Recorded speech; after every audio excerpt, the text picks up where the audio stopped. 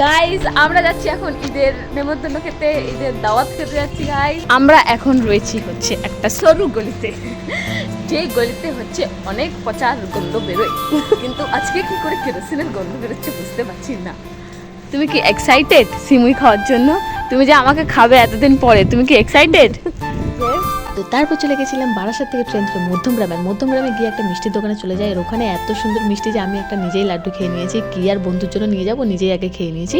তো তারপরে মধ্যমগ্রাম থেকে টোটো ধরে আমরা চলে গেছিলাম বন্ধুর বাড়িতে, আর বন্ধুর সাথে দেখাও হয়ে গেছে। দেখো কত হ্যান্ডসাম লাগছে বন্ধুকে। তো তারপর চলে গেলাম তার বাড়িতে, আর গিয়ে নিয়ে সবার সাথে গল্প আড্ডাই আর কি। আর আমরা এখানে গল্প করছিলাম যে কিছু খেতে দিলে আমরা কীভাবে নাটকটা করব, তো সেটাই হচ্ছে প্রিপারেশন চলছিল।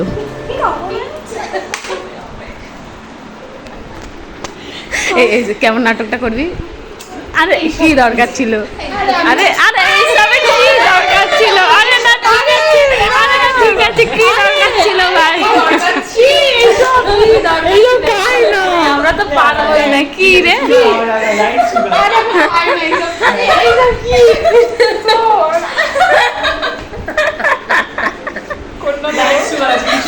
ও আচ্ছা ঠিক আছে।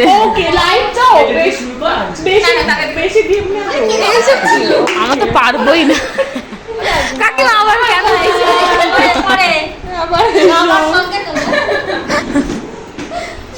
দেখো মেন উদ্দেশ্য কিন্তু আমাদের খাওয়া দাওয়ারই ছিল, কিন্তু তাও একটুখানি আমরা সব নাটক করছিলাম, মজা করছিলাম। তো যাই হোক অনেক ইয়ার্কি আড্ডা সব কিছু হচ্ছিল।